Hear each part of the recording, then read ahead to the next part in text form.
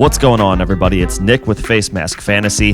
The season is officially upon us, which means you need to be finalizing your draft strategy. To help you get there, I'm laying out my plan of attack for Redraft in a series of videos that will go out for the rest of the preseason and leading up to week 1. So be sure to like and subscribe to get my most up-to-date thoughts on players to target and players to consider fading. Up today, some depth running back targets that I have on my radar.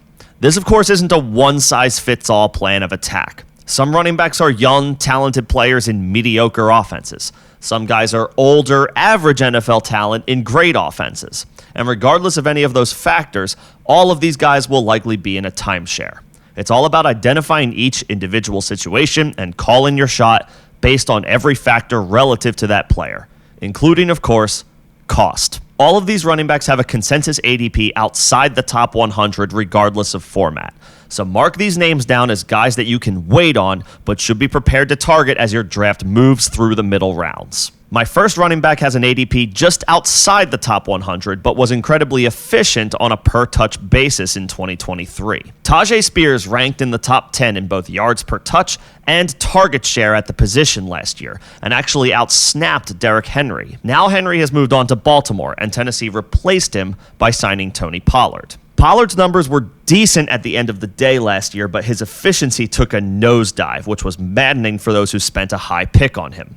Now Pollard steps into a Titans offense that, on paper, is not going to be as talented as any of the offenses he played for in Dallas. He has an uphill battle proving he can still be an efficient player regardless of the situation, whereas we've already seen plenty of playmaking flashes from the ascending Spears. With an ADP around 101, I'll take the younger player with more upside in this unknown, murky Titans backfield. Sticking with younger players in backfields is generally a good plan to have, especially when that player's ADP is way down because he's behind an established veteran. That's the case with this next guy who you won't be starting week 1, but will be in your lineup at least 3 or 4 times this season. James Conner has been an upper echelon running back throughout his career, when he's been able to stay healthy, which he mostly has, but he's also missed at least 3 games in 6 of his 7 NFL seasons. Enter Trey Benson, the Cardinals' 3rd-round pick this year. The 2024 running back class is a murky one, without a clear-cut top prospect like a Breece Hall or Bijan Robinson. So even though he wasn't the first back drafted,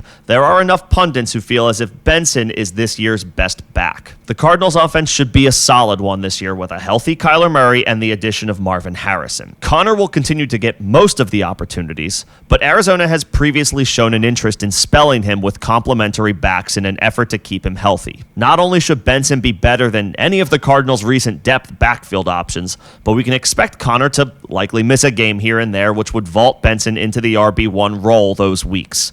He'd at least be in consideration for your flex, and he's hardly a risk with an ADP around 107. Now, I've given you a couple of options just outside the top 100. Let's go way down the board and take a look at a couple guys that aren't on anybody's radar. I'm talking ADP outside the top 200, so you can comfortably wait until the last couple of rounds to take a chance on these names. My first guy is currently in an ugly 3-headed committee, but he's the cheapest of the group, so he's a no-risk roll of the dice on an offense that should be much better in 2024 than they were in 2023. The Chicago Bears have new franchise quarterback Caleb Williams firmly in place to lead them out of the doldrums.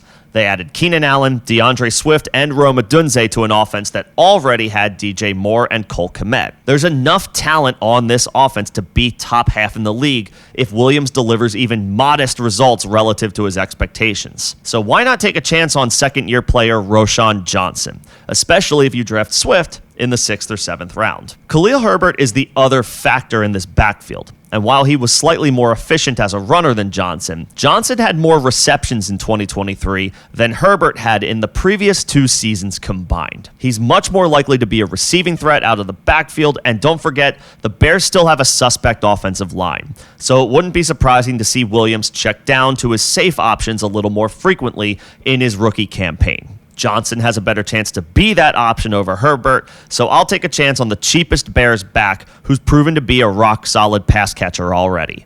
And if anything happens to Swift, Johnson has a clear size advantage over Herbert. That should lead to the first shot as the team's primary runner. My final running back target also has an ADP outside the top 200, but has been a pretty efficient player on an offense that should be elite once again in 2024. I've already brought up Derrick Henry moving on to Baltimore, where he should be a strong candidate to finish as an RB1 yet again. But Henry is older now, and the Ravens have high expectations having just played in the AFC Championship game last year. They want their top backfield option healthy for the stretch run. So, who could conceivably help spell Henry to get through the regular season?